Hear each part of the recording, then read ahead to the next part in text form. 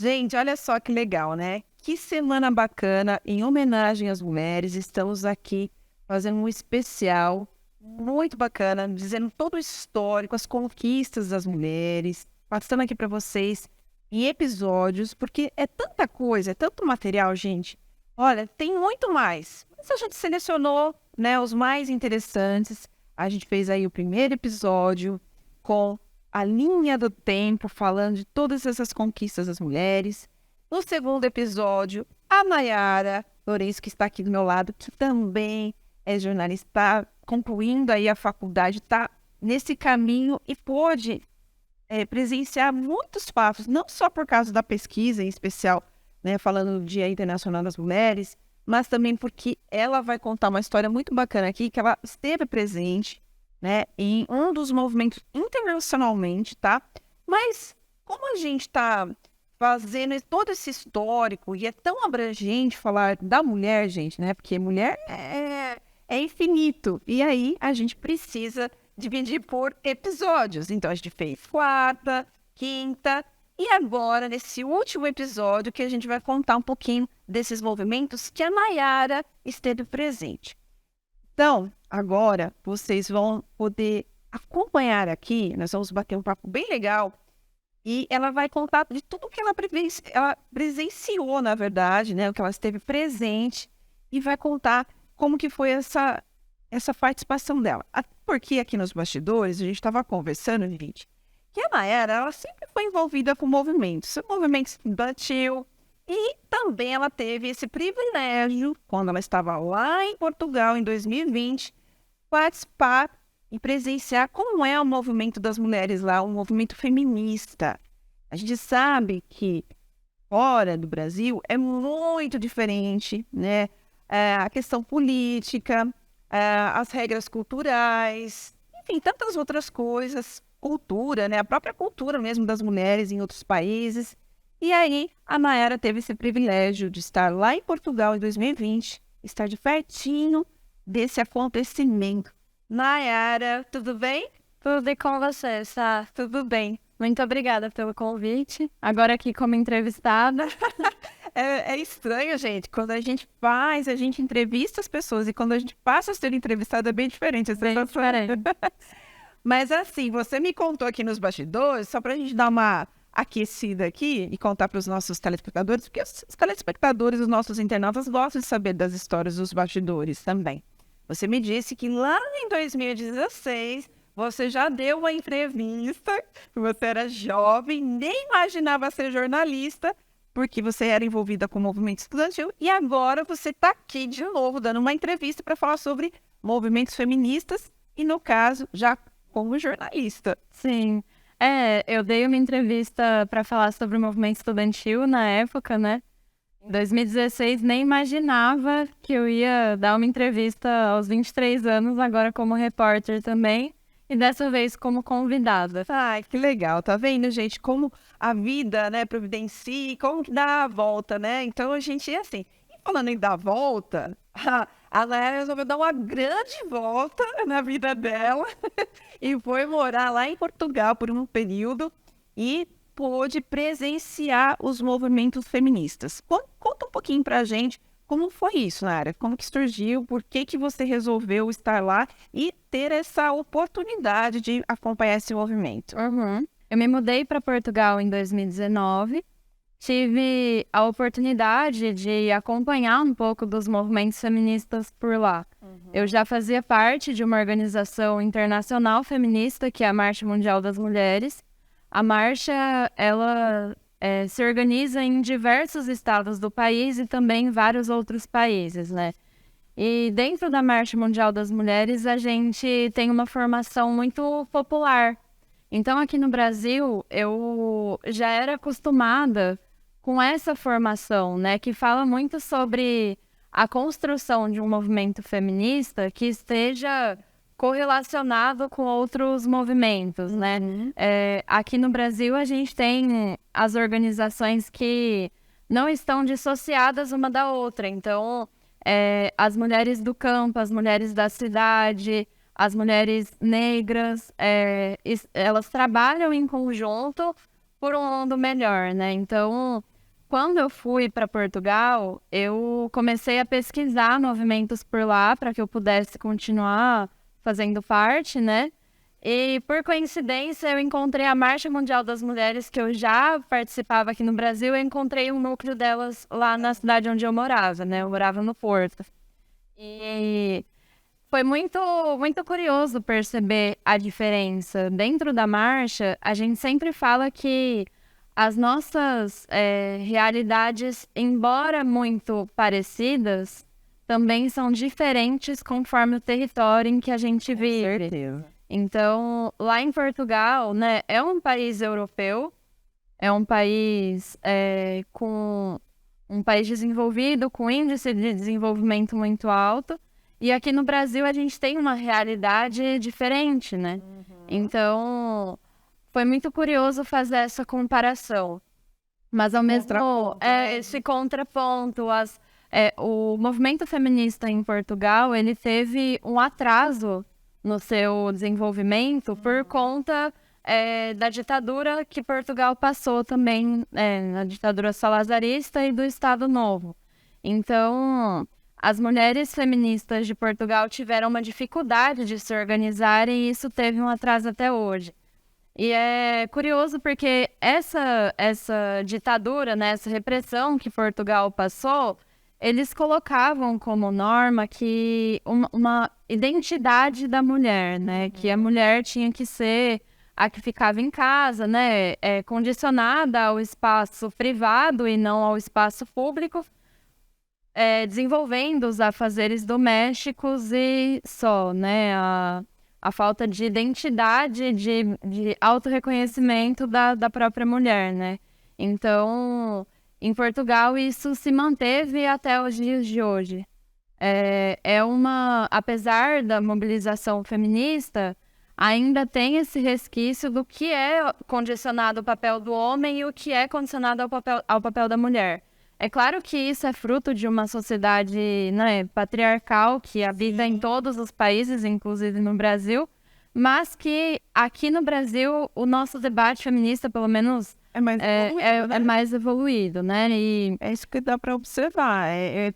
Desculpa te interromper, mas tudo isso que você está explicando aqui para a gente, fica muito claro que nós, né, as mulheres brasileiras estão muito mais avançadas nas discussões públicas, né, e de empoderamento, de elas poderem se expor mais do que, por exemplo, em Portugal. Com certeza. É claro que a questão de políticas públicas em relação às mulheres, ainda Portugal tem algumas conquistas que nós, enquanto brasileiras, não alcançamos, né?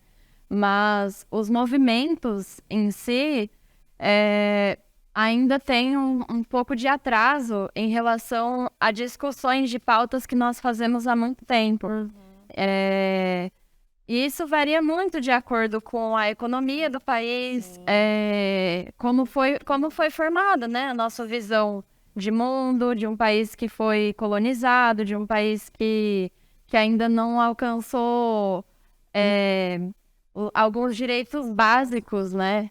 E Portugal, no século XX, ainda quando estava construindo as discussões feministas, a maior parte das mulheres que construíam esses movimentos eram médicas, eram advogadas, eram escritoras.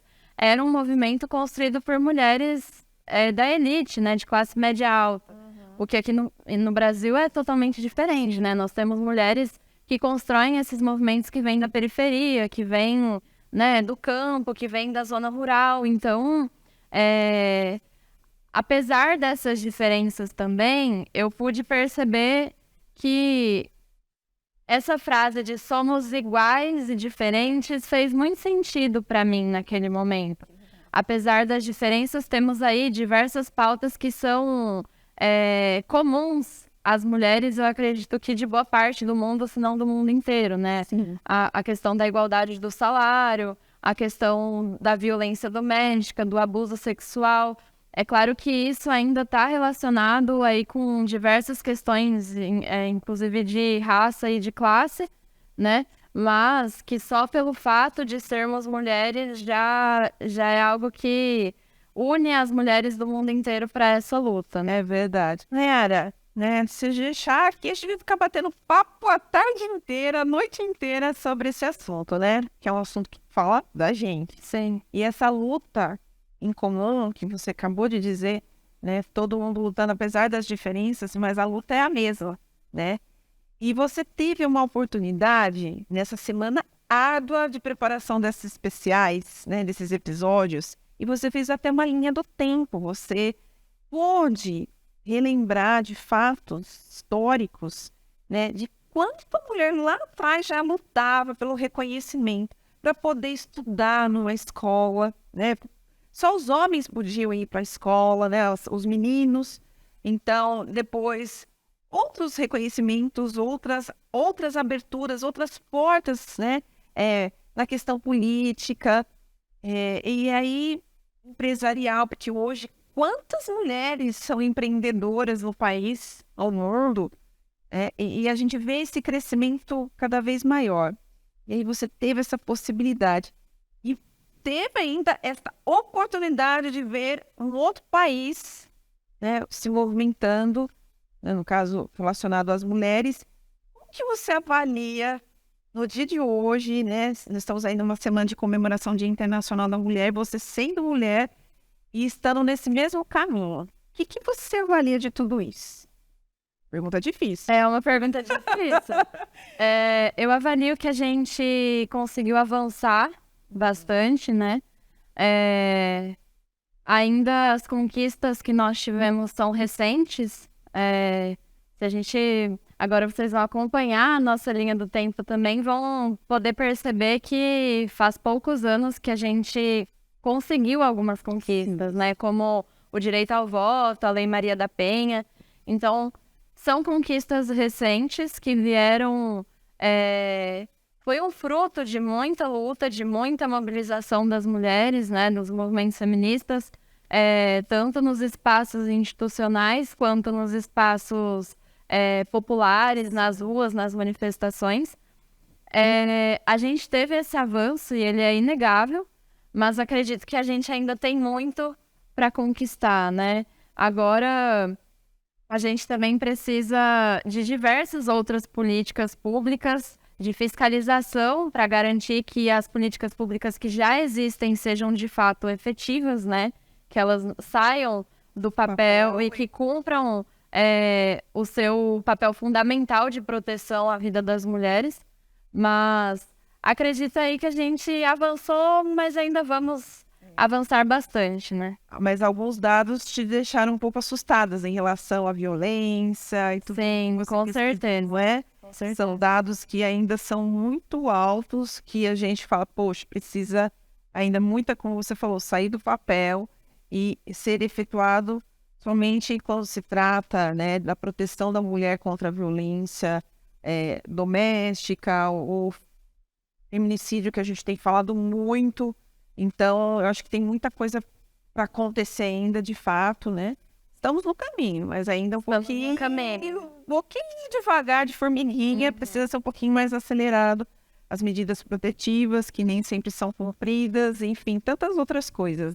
São muitas questões que se relacionam, né? Não basta somente a mulher ter a possibilidade de denunciar quando é vítima da violência doméstica e conseguir uma medida protetiva, né? Muitas mulheres são obrigadas a retirarem as medidas protetivas por ameaça, né? E muitas mulheres que morrem, de fato, já tinham a medida protetiva, mas até onde alcança essa proteção do Estado, né? Até onde as instituições conseguem cumprir o seu papel de fiscalização. Então, é importante que a gente reconheça esses avanços, mas é importante que a gente possa cobrar para que essa fiscalização continue e que a gente consiga, né, diminuir a zero o número de feminicídios e que isso seja cada vez menos frequente, né, dos feminicídios, da violência doméstica, dos abusos sexuais. Então, são números que, de fato, assustam. Aqui em São Paulo, no estado de São Paulo, a gente tem números também elevados, né, que acompanham o Brasil inteiro, mas é um estado gigante, muita coisa acontece. Então, acredito que a gente tem aí uma caminhada pela frente, Eu espero que no próximo especial, talvez não tão breve, mas breve, que a gente possa falar que esses números caíram e não Com subiram. certeza. Né? É a expectativa É isso que a gente tem, né? exatamente. E, gente, vocês viram aqui no nosso fundo o cenário. A gente procurou imagem para a gente poder fazer aqui nosso bate-papo com essas mulheres que estão aqui ao fundo da gente. São mulheres, seja negra, seja de outra raça, de outra religião, independente, gente. Mas é mulher. Mulher que está enfrentando e tirando aquele paradigma, né? De que mulher só fica cuidando do filho em casa, da mulher que tem que ficar na frente do fogão, tem que acabar com isso, né? Então a gente está aqui mostrando um pouquinho para vocês de como a mulher já enfrentou muita coisa e só tem realmente a festejar. E essa semana do Dia Internacional da Mulher é justamente isso. A gente quer festejar todas essas conquistas e muito mais que vem por aí. Com certeza, Sabrina. Tá certo. Gostei de bater um papo com você, né? Eu sei também, tá? Muito obrigada. É isso. Obrigada a todo mundo que acompanhou também esse especial que foi feito, né? Com muito Com carinho, muito carinho dedicação. e dedicação. Pois é, a Nayara fez toda a pesquisa, elaborou tudo, a gente pensou junto como fazer esses episódios, tivemos a colaboração de toda a equipe, principalmente dos cinegrafistas, dos editores. Então, muito obrigada a todos que fizeram isso acontecer até no dia de hoje, nesta sexta-feira. Estamos concluindo com esse bate-papo gostoso aqui para você em casa, tá bom? É isso aí, a gente vai para um rápido intervalo e voltamos já já.